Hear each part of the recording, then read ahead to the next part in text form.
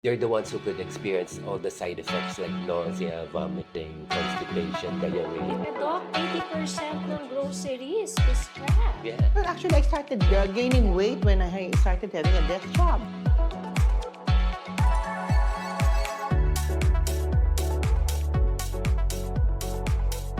Hello and of course, welcome to another episode of Beauty Consensus, no?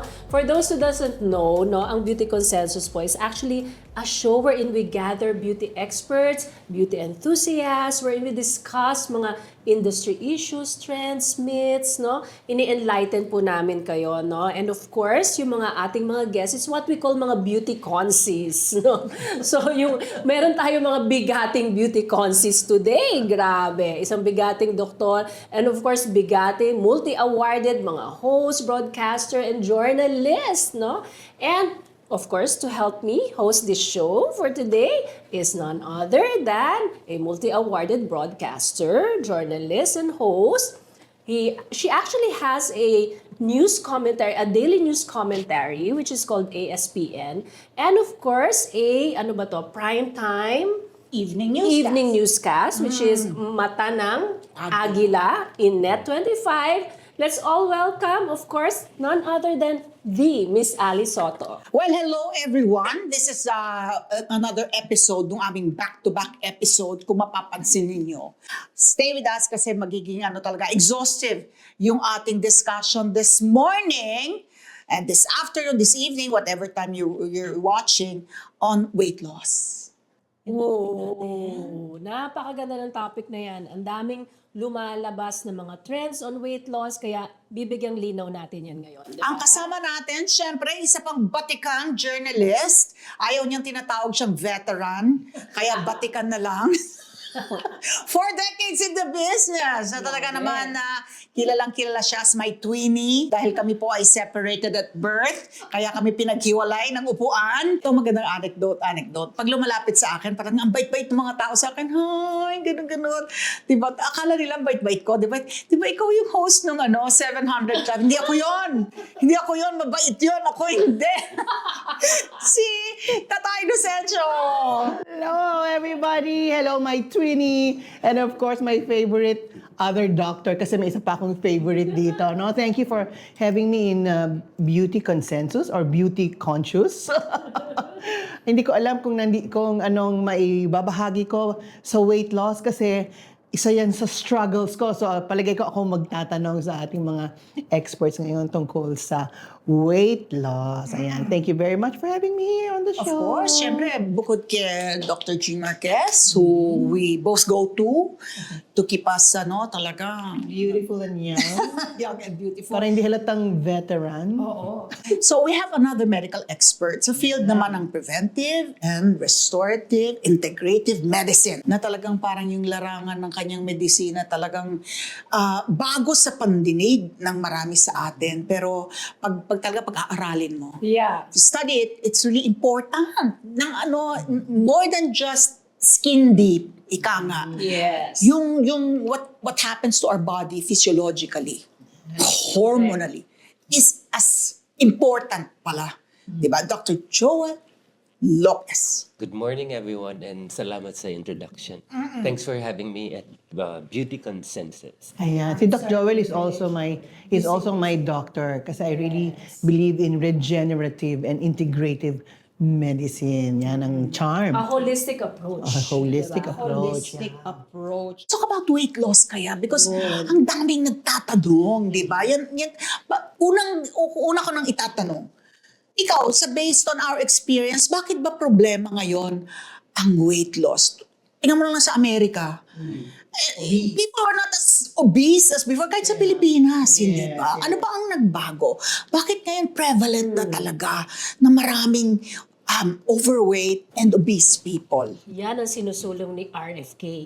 Mm. Yung food. Yes. Yun ang malaking pagbabago. Right. Whereas What changed? before, What mga changed? organic, mga healthy, yung sources of vegetables. Yung ating mga lolo, pesticide-laden. Di ba? Yung mga lolo't lolo natin, for example, di ba? Talagang bagong pitas. na prutas at gulay, bagong hango na isda, bagong tatay na mga Sabi ng baboy. lola mo nun, Tata, pumitas ka nga dyan ng pechay. O, patayin nga yung yung manok. Yung Native. Yung Kabayo manok manok. native. O, magpa-fried Diba? chicken tayo ngayon. Ang mga karne, ini-inject ng hormones, antibiotic. Pinatataba. Oh, and these are all inflammatory, nakakamaga ng katawan. Alam mo, marami may hindi alam yan. Kasi Hindi ako, lang, tsaka I would yung say, lifestyle, tamad na tayo. Hindi no, but tayo I would think sa naglalakad. food, ang immediate ang knee-jerk na sagot kasi puro fast food na ngayon. Yeah. Kasi Yun. ikaw medyo malayo na yung narating mo na may hormonal, ganyan, yung mga sinasaksak sa mga manok-manok. Yes. Pero like, fast food. Kaya ikaw, Doc, ano ba ang nabago? Bakit ba dumami ang mataba ngayon? So yeah, I usually advise my patients to stay away from crap. And that stands for Crap. conventional, refined, artificial produce. Ayun. Process.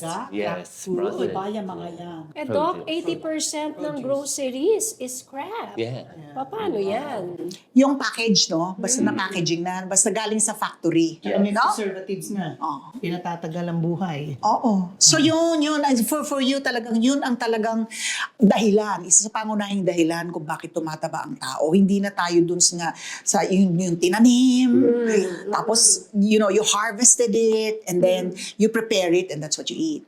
So more and more, because of convenience, convenience, no? Bakit ka tumataba? Ano meron? Bakit Oo, nga ano nakakataba? meron? Yeah, so it interferes also with our hormones. Yun na yun yung sinasabi mo no? Yung, how does it interfere with our hormones? Kasi chemically laden na yan. Yeah, because a lot of these chemicals in our food, they act like xenoestrogens. So it would cause hormonal imbalance leading to different symptoms like weight gain. Even PCOS is also another metabolic syndrome. Ang dami may PCOS ngayon. Mga kabataan ngayon, ano bang ibig sabihin ng PCOS? What does it stand for? It's polycystic Polycystic ovarian ovarian syndrome. Mga kabataan ngayon, ang dami nilang mga cyst sa kanilang sa kanilang mga ovaries. Paano po nangyari yun, Doc? Hindi naman uso yun nung panahon natin. Oo. It wasn't prevalent, no? Ngayon daw, ang kalamihan ng mga kabataan ay may PCOS na. Dahil nga daw sa kanilang diet. Yeah, Yun it lang goes ba, back Doc? to Ang the dahilan? food talaga. Okay. Just the food or what? Kasi Yeah, madalas overweight and obese, no? May PCOS. Not necessarily. Not necessarily. Meron akong kilala na may PCOS kahit slim naman. Pero siguro nga, hindi maganda yung kanyang lifestyle at yung kanyang diet, no? And it's also the chemicals in the water and in the air that we breathe. Lahat na. Lahat na. At so, teka muna kasi bago ko iwan yun na iintriga ako sa water. Kailangan, kasi unlike in other countries, pwede mo buksan ang gripo and drink from the faucet. Yung tubig na galing sa gripo. Tayo, bibili talaga tayo ng bottled water. And a lot of us, di ba, yung mahal-mahal ng filter, binibentahan ako ng ganun, hindi ako makabili kasi ang mahal. So ideally, ano ang tubig na iniinom natin? Pero nakakabili ka ng bahay. Ako nga, makikitubig sana ako kay Doktor kasi may candle water Makabili ka, ng, di ba? hindi makabili ng filtered pero nakakabili ng bahay. Hindi naman ako naniniwala dito. Di ba? Gusto ko pang humingi ng tubig sa'yo. Kasi nga ang mahal. I cannot buy my own. Yun nga, yung mag-i-invest ka. It's a major investment, really. But it's really good, yung tubig na yan. So ideally, ano ang tubig ng pangkaraniwan na tao? Kasi yung bottled water ba? Pwede na yan. Kasi yung tubig sa gripo, definitely hindi. Di ba? Definitely yung tubig sa gripo, hindi mo maiinom. Unless you boil it, I guess. Lasang chlorine. Di ba? Oo. So ideally, pure water. But when it comes to plastic bottles, pag nainitan yun, it could also leach chemicals into the water. Yan si BPA. Yeah, so it could also cause hormonal imbalance. And cancer. Yung mga bottled water nyo, pag naiwan nyo sa kotse na initan, hindi nyo na pwede. No, actually, pagka nainuman mo na, wag mo nang inuman uli. Kasi nag-iwan ka na ng mikrobyo mo rin doon eh. Okay, balik tayo sa food. Balik tayo sa... Ang hirap naman, Doc, napayuhan sila na huwag ka na kumain ng pagkain na galing sa supermarket and grocery, yung galing sa factory. Pag masyado ka naman purist, hindi naman practical.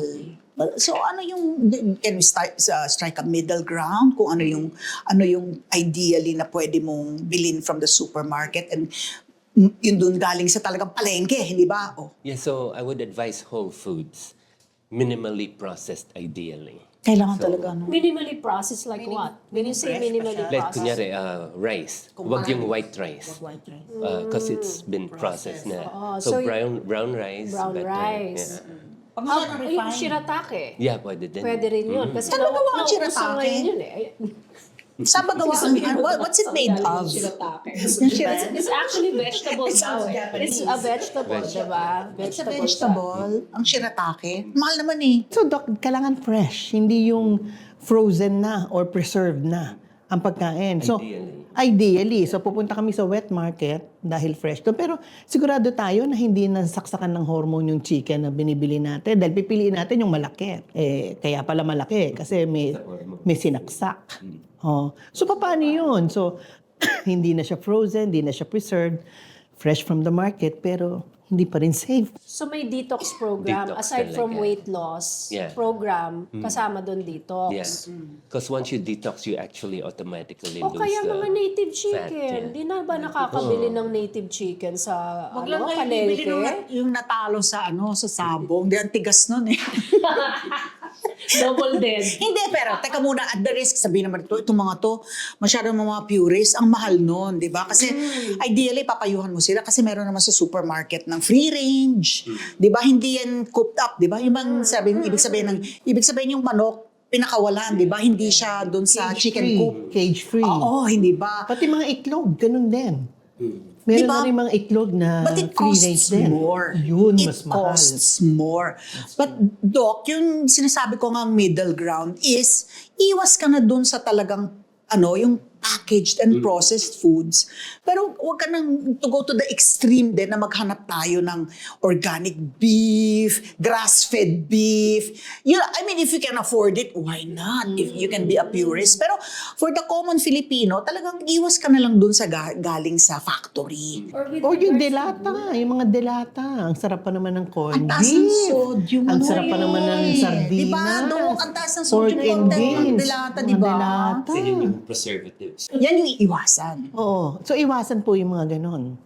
Like yung corned beef, gumawa ka sarili mong corned beef That would be better. than yung canned, okay? Like let's say for example, sa bahay namin, pag mura ang kamatis, talagang mamimili ka ng 5-10 kilo. Imbis na bumili ka ng canned na tomato sauce o tomato paste, then ang gagawin namin, we'll make it into like tomato sauce and then freeze it. Diba, blanch mo, tanggalin mo yung balat, diba? You peel it and then you deseed it if you want and then naka-freeze lahat yon in small portions. Maganda actually na tinatanggal yung balat kasi doon kumakapit yung mga pesticides eh. And then you can actually buy naman rin mga gulay that are really not organic as long as you clean it properly. How do you clean your gulay Yeah, properly? how do you clean it properly? You can actually clean it with diba? Ozone. Ozone or apple cider vinegar, diba? Ano yung ozone? Si Doc. Ozone. Ozone. Bibili pa tayo niyan, Doc. So, it's something that you buy in the market to clean your vegetables. And yung fruits, nakakainin mo yung balat. Yeah. Kasi like, kunwari, oranges and all of that, okay lang kasi you can peel it and eat it, di ba? Pero yung mga common na pinang-ano ba? Like suka, Apple cider. suka, Wag na apple baking cider, soda, mahal-mahal yan. baking soda. Regular vinegar, diba? Regular vinegar, Kasi baking may soda kasi- siguro. Regular vinegar with water. Ibabad lang niya. Mga alam ba, 15 minutes to 30 So parang ang layo na narating natin. Pero ang pinag-uusapan natin, weight loss. Weight loss. But what you're Hindi, saying it is kasi starts with nga, that eh. You like have yung to nabanggit niya, eat that it's properly. inflammatory. What does that mean? Kasi bago din sa pandinig ng marami. Ano yung mga causes ng inflammation? Well, mga causes niyan, yun na nga, yung mga Processed heavily laden foods, processed foods, because they can actually not only disrupt the hormones in your body, diba? Kagaya ng sinasabi ni Doc. It can also cause mga increase in mga cortisol levels, which is another hormone, which is inflammatory. Alala mo, pag nagbibigay ka ng steroid tablet, pag mayroon kang inflammation or allergy, those are anti-inflammatory tablets. So they control the swelling in the body, no?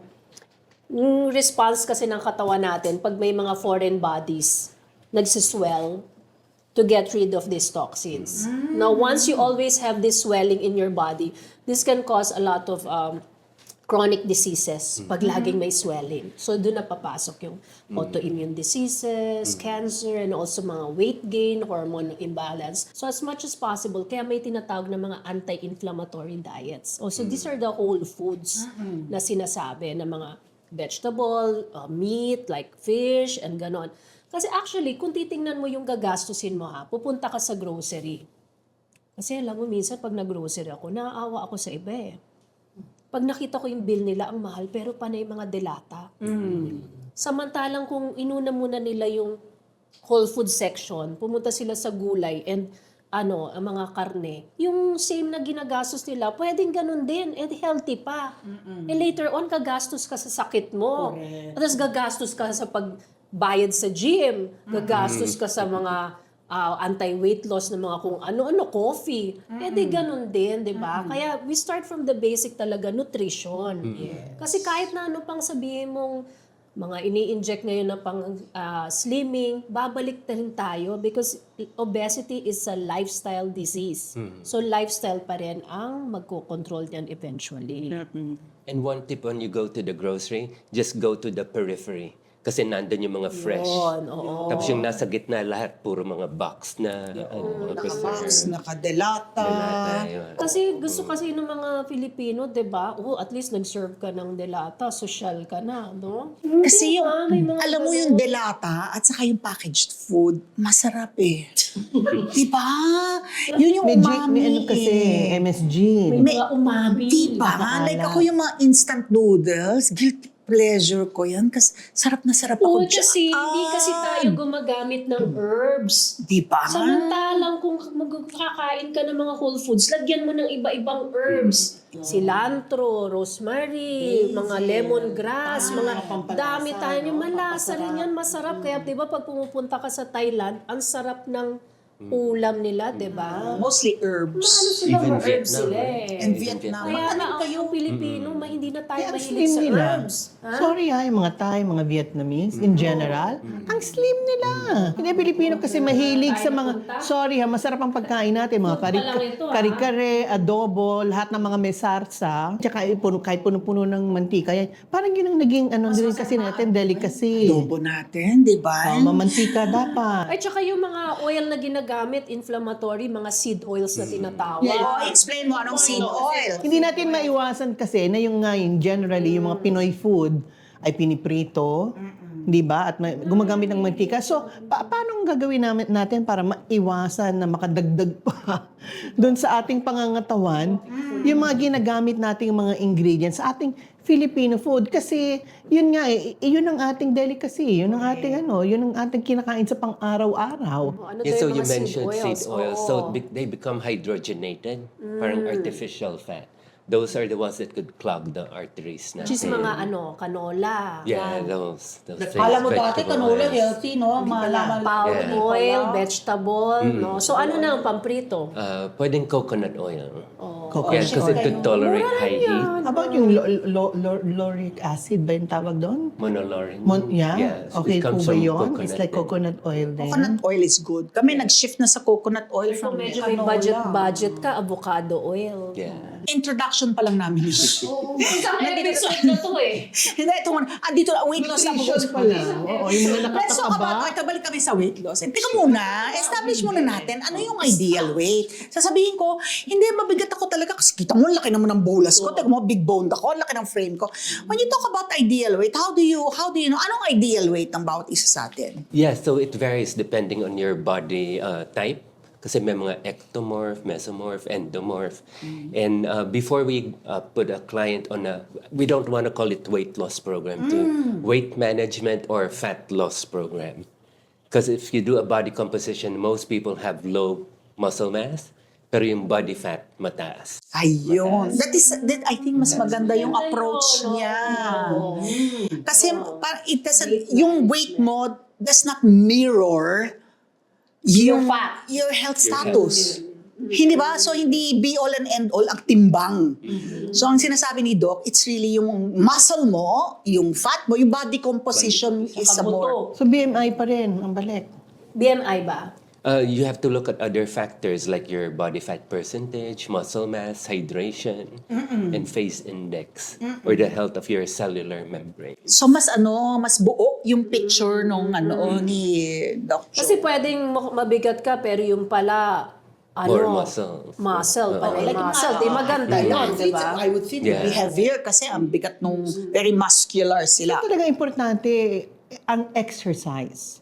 Yeah. Yung physical activity which produces your muscles or enhances your muscles. At pagka ganoon, yung fat part mo ay maaaring matunaw. Yeah. Ma- Because it your will be cells lessened. have more mitochondria compared to your fat cells. So if you have more muscles, mas nababurn yung fat. So yun yung dahilan, sis, hindi pwedeng tatamad-tamad rin na take ka lang take ng pills, palipo-lipo ka lang, tapos ganun ka, hindi ka gumagalaw. Yung muscles mo, muscles mo wala na rin. Alam mo, sitting down is the new smoking.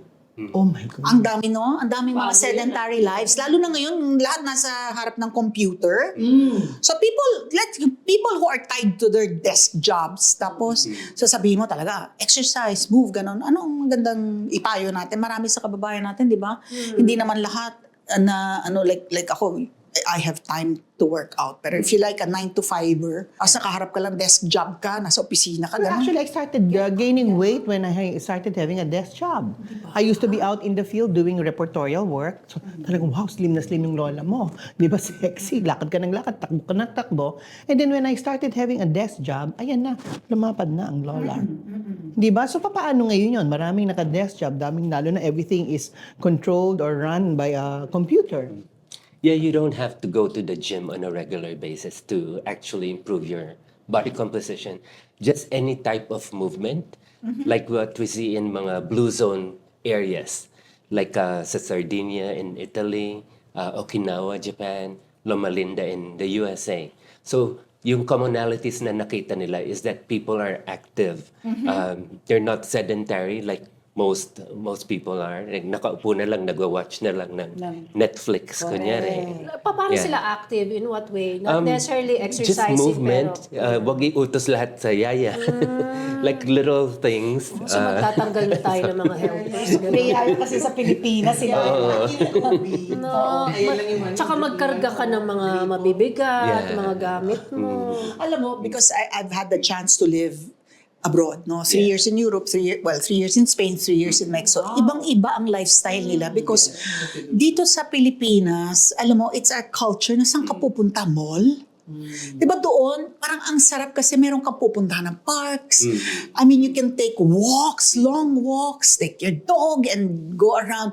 Dito, hindi ka, it's for the privilege lang na nakatira sa gated subdivision, you can go and take walks. Pero for the most part, hirap ang Pilipino to go out and take a walk and take a Kasi ang hike. layo and din, take ang layo din ng mga magagandang tanawin natin at marami tayong ganun. Kaya ang problema dito sa Metro Manila ay talagang congested na. Bawat kanto may building. Okay? Talagang wala kang kikilusin. You have to go out of town to do that. Or I guess if you're, kung office worker ka, maybe you can go up and down the stairs siguro during your lunch break. Diba? No? Yung mga ganun, you have to really work it into your Or ano, routine. di ba parang meron silang parang exerciser na... Sa ilalim? Oo, di ba? May daya, gano'n. Actually, I also suggested to somebody na I knew na nakaupo siya 12 hours. Okay? Kasi ang trabaho niya nasa computer siya, abroad yata yung kanyang client or something. Tumayo ka kaya, get a high table, a high chair, or hindi na high chair, no more chair. No? Tumayo ka na lang, tapos para doon ka nagtatrabaho. Hindi ka lagi nakaupo. Hindi ka parating nakaupo. Minsan pwede ka rin magmarcha-marcha. O mag-cycle-cycle ka dyan habang nakatayo ka. Pero yun nga, alisin mo na yung upo. Para sa marami sa kababaihan, talaga importante yung aesthetics, di ba? Na ito, kailangan ko pumayat kasi, di ba, for your confidence na rin. Ay, di ba, na ang laking bagay sa mga kababaihan na you look good. Tipid sa shopping yan kasi kasya lahat ng damit mo. And your clothes fit well, di ba? Bili ka ng bili. Pero what else, Doc? Mula sa point of view naman ng isang doktor, why is it important to manage your weight? Yeah, because it affects everything else, like your cardiovascular health, even mental health. Yeah, if you're overweight, it could affect how you think, your your moods, basically. Nakaka-depress pag ang taba mo, di ba? Tignan mo si Sharon, you see how confident she is now? Yes. Makikita mo yung glow niya, makikita mo yan, ang dami niyang mga video reels na lumalabas. Talagang nag-emanate sa kanya yung yung confidence niya. And then, Yeah. 'di ba, she freely talks about how depressed she was. Saka kasi ang kultura ng Pilipino. Kailangan pa Ang yan. taba mo ngayon. Yan ang unang Correct. sasabihin sa'yo, di Yun ba? ang greeting sa'yo. Which you never hear in the Right. States. For example, Right. it's so rude, di ba? Right. Yeah. Ang taba mo ngayon. Pumayat ka. Anong ginawa mo? Always, Ibig sabihin diba? nun, mataba ka dati. Di ba? Di ba? Pwede ba kung isa sa key takeaway, don't do that, huwag niyong gagawin Yeah. yun. Nakaka-insulto. Kasi Parang baka something mamaya changed. depressed na, tas ganun Diba na pa yung something breathing. change? Hayaan mo siya magkwento sa'yo, di ba? Part kasi ng culture natin. Diba? Right, It's it's not sad. good. Right. Din, yung nagbabody shaming. Right. Diba? Yes. Naku po, Diyos ko po. Oo. Oo, Guilty rin ako niyan minsan, nagagalit yung mga anak ko sa akin. Oo. But you know, sometimes, ang effort ng mga Pilipino is Oo. to help. You know, just to let them know na, I think you might be already, ganyan-ganyan, ha? Oo. So go slow on what you're eating. Tama na yan. Huwag nang kainin ito, di ba? Yung mga comments sa ganyan are too personal. So talagang dito lang sa atin laganap yan. Pero sa ibang bansa talagang yan, unethical, rude. Yan, bad manners yan. So huwag nyo sanang gagawin. Can you imagine the pressure of the young people now? With Instagram and everything? Maraming ang may bulimia, di ba? Diba? Yeah, or anorexia. and then they Anorexia. eat Eating what disorders. they eat. Eating Yes, disorders oo. already, oo. Kasi parang expectations ay payat ka kailangan. At saka hindi Hindi lang nila alam mga ano lang yun, na edit, na filter. Actually, pwede namang pa-filter na lang. Kasi lalo na ngayon, everybody has a camera. Everybody poses, di ba? So, let's accept it, di ba? Pagka nasa harap ka ng camera, medyo nadadagdagan ka ng 10 pounds. Kaya actually, payat kami. Kaya lang nadagdagan ng 10 Dahil mo yung mga pounds. TV ngayon, Dahil sa camera. yung mga rectangle na mga TV na yan, nakakahila pa, No, even yung mga regular cameras that everybody has it. So, nakaka-pressure doon sa mga kabataan, Correct. di ba? Na kailangan mukha silang payat kasi mapipintasan o hindi maliligawan. Isa pa yan. Bakit pag gusto ng mga lalaki ay payat? Ayaw nila ng mataba. Ay, may mga kilala akong lalaking gustong bilugin yung Yung baba. gusto nila yung chubby, yung daw. Hanapin nyo na lang, meron. So, Depende kasi sa hindi, ang mga taste. guys kasi siguro eyes pa rin ang kanilang attraction sa pamamagitan ng kanilang nakikita.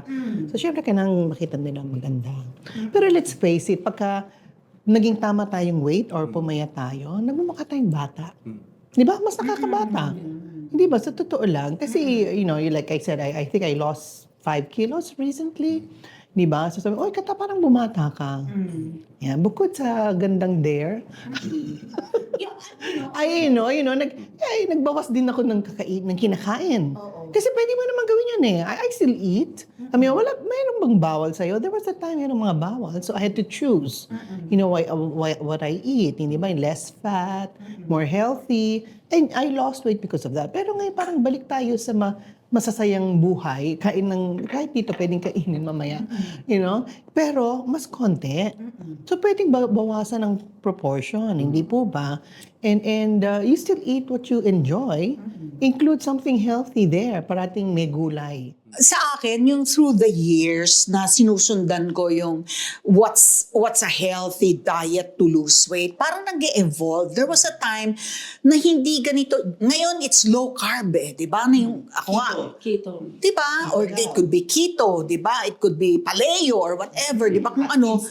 Dati ang demonized was fats. Di ba? Dapat low fat talaga. Walang mention about carbohydrates. Yeah. Tapos ngayon, it's all about carbohydrates. Good fat is good.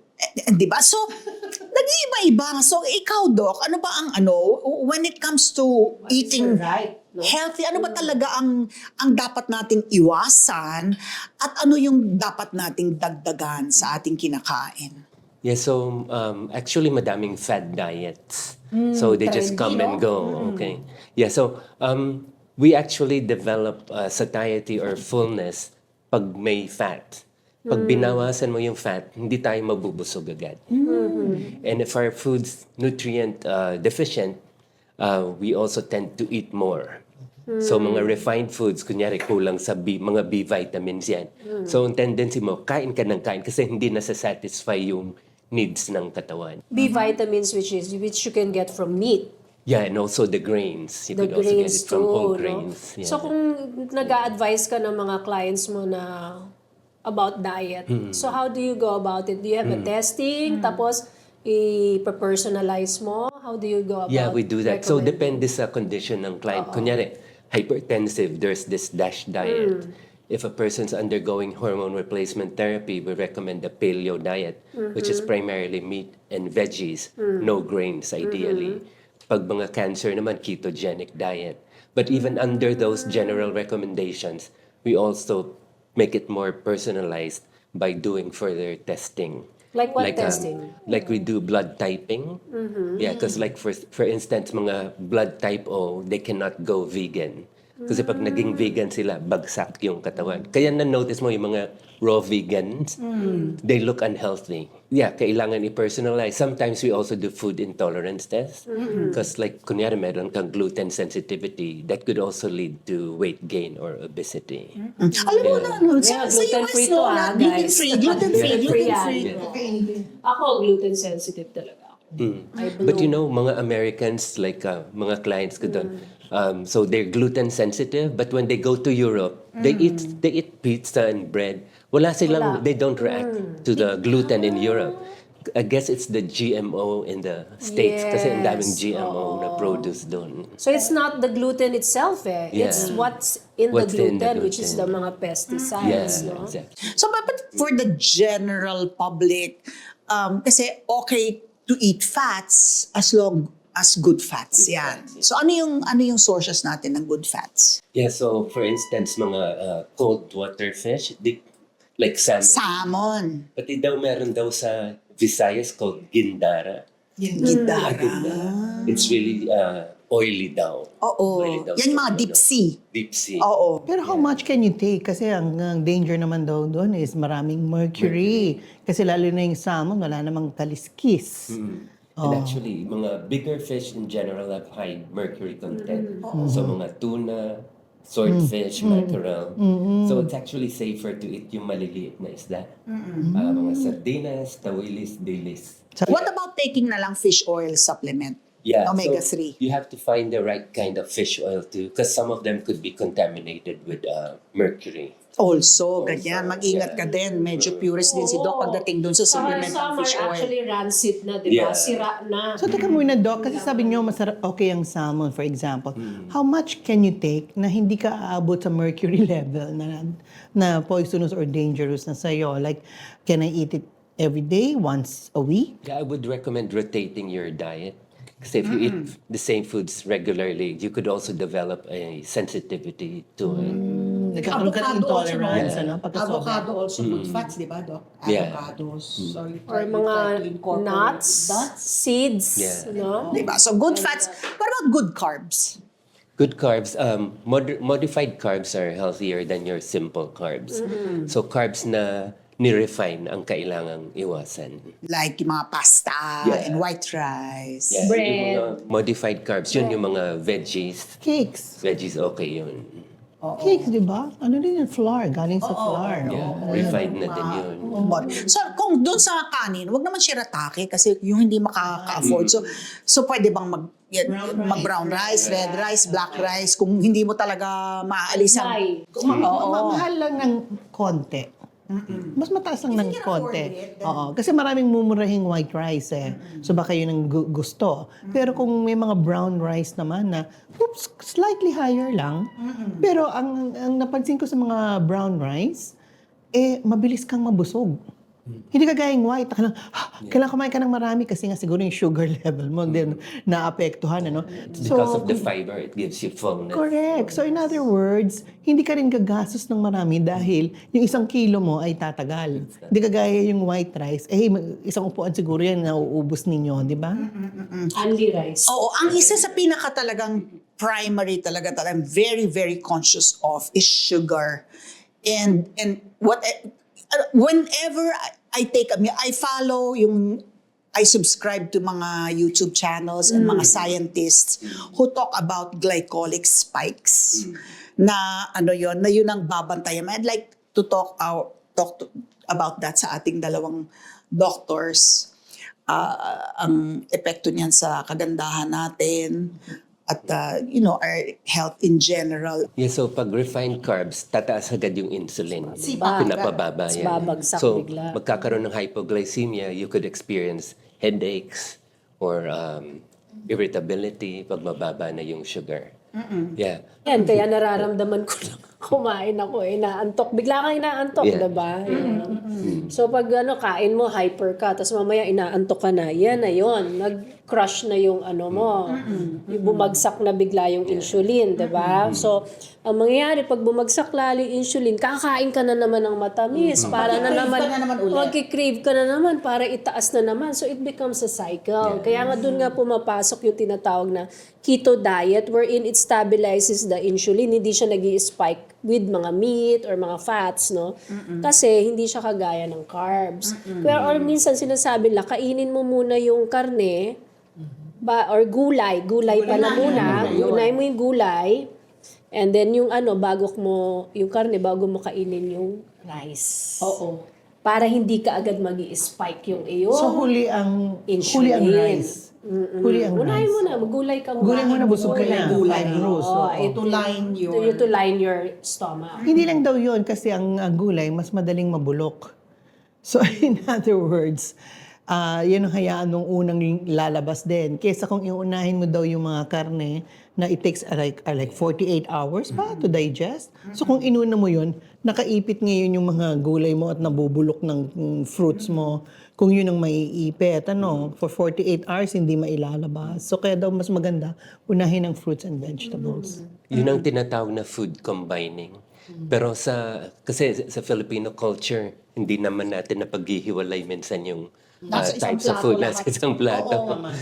Pero in general, like if you eat fruits, dapat away from meals kasi mabilis silang i-metabolize ng katawan. So meats in general magkakasama din yan. Di ba may you cannot mga do it. YouTuber na kinakain lang fruits tas malalaman mo namatay na. Yung mga advocate ng mga fruit diet lang. Ano ka, Too much fruit is also bad for you. Yeah, Sugar. Diba? You also have to limit your intake of fruits. and you have to choose as well. And you have to choose what kind of fruits. Yeah, certain fruits that have lower sugar like Anong lower avocado, sugar? Mababa avocado. watermelon, cantaloupe, yung mga ganon. Yan yung glycemic Mas index, yeah. lower glycemic index. Yun yung mga wag nyo lang yung mga, tayo pa naman, Grapes. tayo, saging, grapes, Mangga. mangga, tatamis yan, Mangga, pineapple, mga ganon. Yun yung mga matataas yung Diba? sa Yung glycemic. mga tropical, matataas yan eh. And most people don't know that excess fruits could also lead to high uric acid levels. So pwedeng underlying cause din yung ng high Ng uric Mataas ang acid. uric acid ninyo, baka sobra kayo sa Kaya intake sobrang ng fruit. foods. The reason why I want to introduce itong ating glycolic spikes, insulin and all, kasi nga more and more gumagamit na ng mga gamot na injectables na pang diabetes para dun sa mga gustong magpapayat, di ba? For weight Tanong kay loss. Doc. Oo, yan yung mga Ozempic, Mounjaro, ano pa ba yung isa? Retatrutide. That's a newer one. Okay, so what do you think about that? Yeah, so individualized din yung treatment. It's for temporary use and not How temporary is temporary? depends then if you reach your goal then stop. But you have to incorporate the diet and lifestyle while doing the program. And before incorporating these peptides, do our hormone check because it could be just a thyroid problem. Yeah, so because if your thyroid's sluggish, no matter what type of diet you do, you won't really lose the weight. Pag hypothyroid ka. Hypo. So I think that's the Yeah. first test you do kung May test muna. Oh. Pero Doc, what does it do ba? How does it control or how does it make you lose weight? Yeah, it works on the GLP-1, GP-1, and the glucagon receptors. Ano yung Yeah. mga yan? Dito nag-act talaga yung mga peptides na yun because it was first discovered for diabetes. But then they noticed people were losing weight as well. So parang naging off-label use yung sa... Sa Pilipinas. Kasi sa US, di ba, approved na siya ng FDA for Yeah, weight loss, for di weight ba? loss din, But madaming side effects. But there are some people who hear about it, even though okay na yung weight nila, they still do it. They're the ones who could experience all the side effects like nausea, vomiting, constipation, diarrhea. Tapos di ba meron pang blindness? Madami. Tsaka yung madami. gastroparesis, yung nagpa-paralyze yung ano mo, yung intestines hindi na nagmo-move. How common is that? Have you seen that? Not so common, but what I've seen is yung mga nausea Yung and mga vomiting. But it could also cause thyroid medullary CA. Kaya pinapacheck namin yung thyroid before going. Yeah. So, gaano katagal? Yun, gaano katagal lang Pag, pwede? pag na-reach mo na ba yung ideal weight mo, then stop. Then stop, yeah.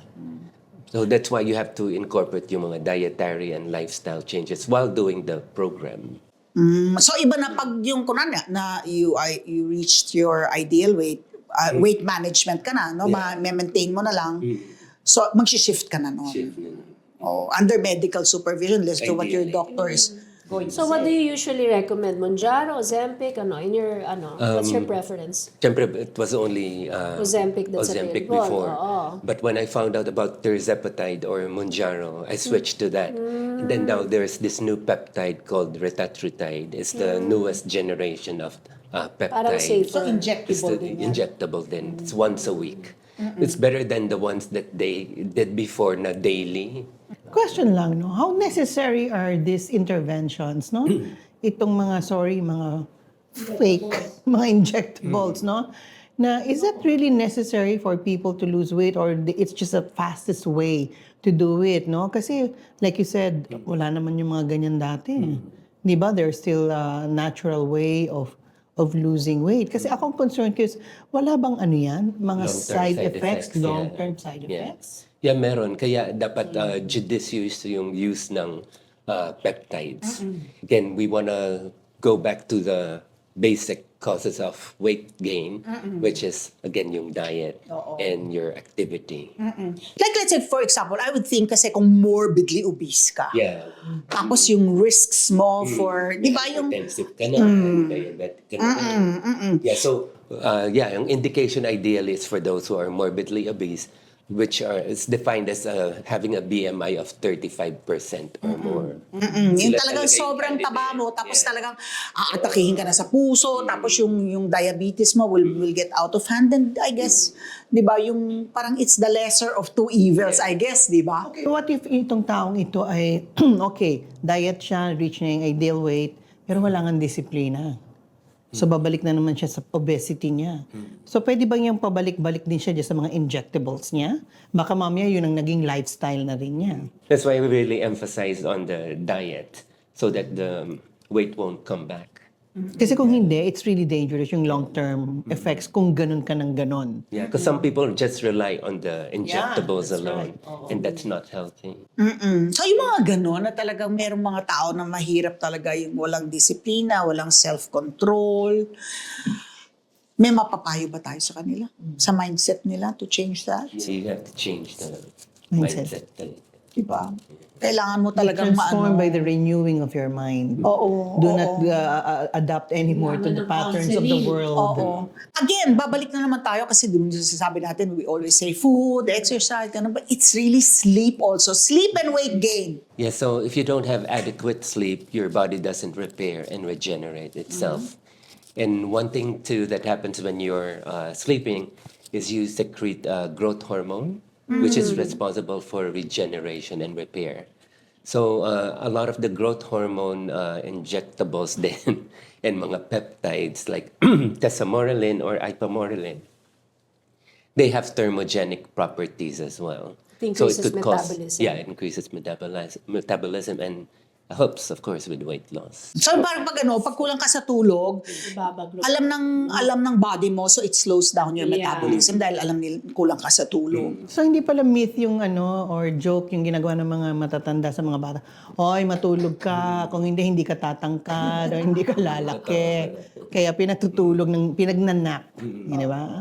Na, we would often hear na it's inevitable na meron kang, di ba, meron ka talagang incremental na weight gain as you age. And we're in our 60s, hindi ba? Yung, gusto ko rin naman balansehin na, ayoko na, you get the impression na we're pushing na kailangan, Kaya. yung statistics mo pang beauty queen, hindi ba? Na parang, gusto ko mas accepting din tayo of ourselves. Like ako, yung sa akin, ang primary motivation ko to keep my weight in check is because ayoko ng masakit ang tuhod. I want yung 'di ba yung pag sobra kang bigat ka, magsasuffer yung knees mo, magsasuffer yung joints mo. Hindi aesthetics yung sa akin. It's really for stamina. It's really for 'di ba yung I want to be able to climb the stairs and run after my grandchildren, hindi ba?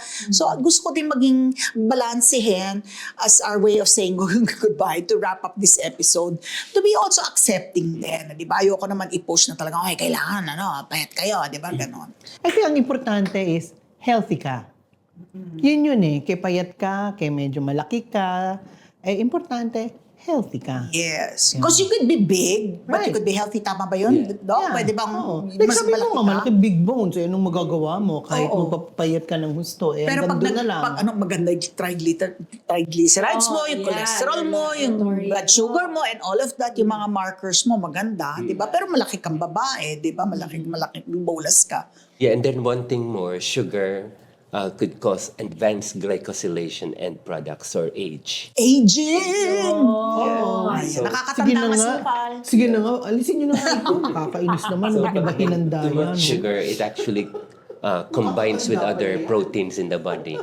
Like kunyari, it attaches to your collagen, it would cause wrinkles. Yan ang correct. Yeah, pag too much sugar.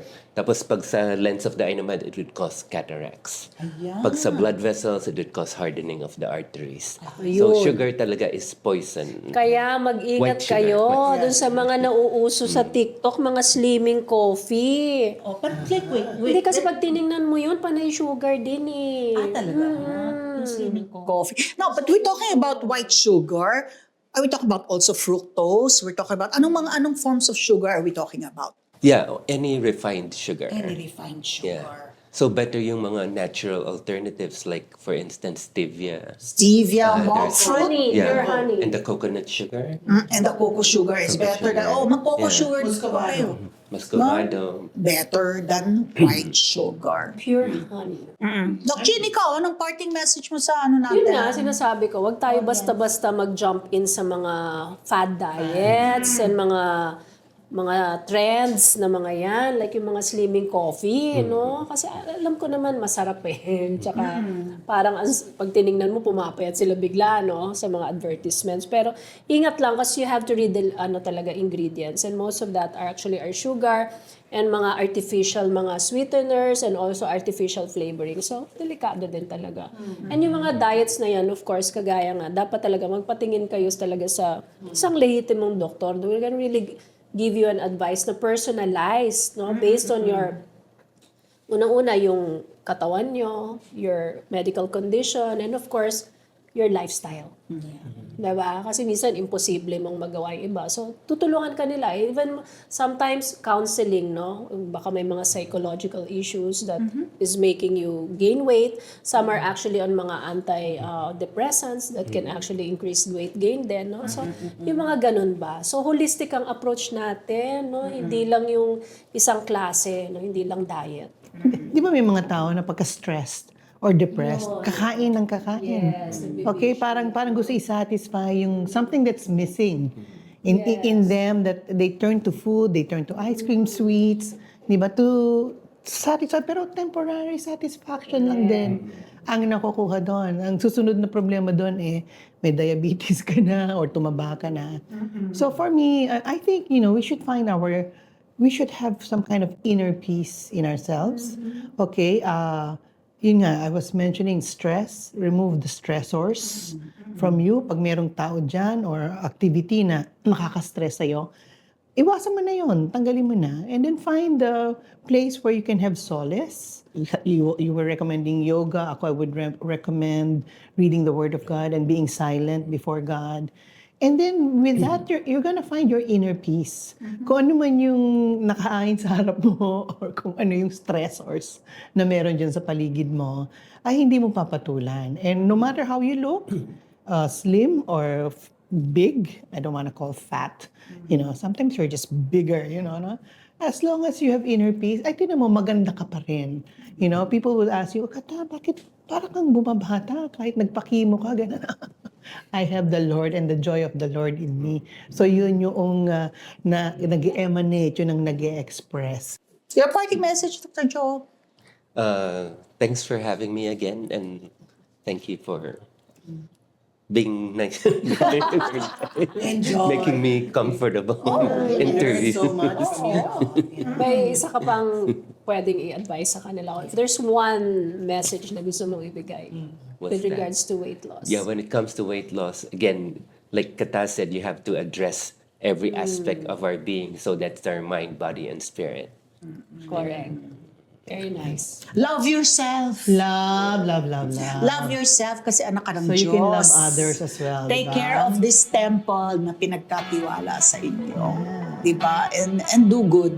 Do good to others. Right. Be good, do good. Diba? Until our next episode Yeah. of Beauty Consensus. Thank you, Bye! Dr. Thank you, Dr. Bye! Thank you, my Thank you. Tweenie. Love you, love you.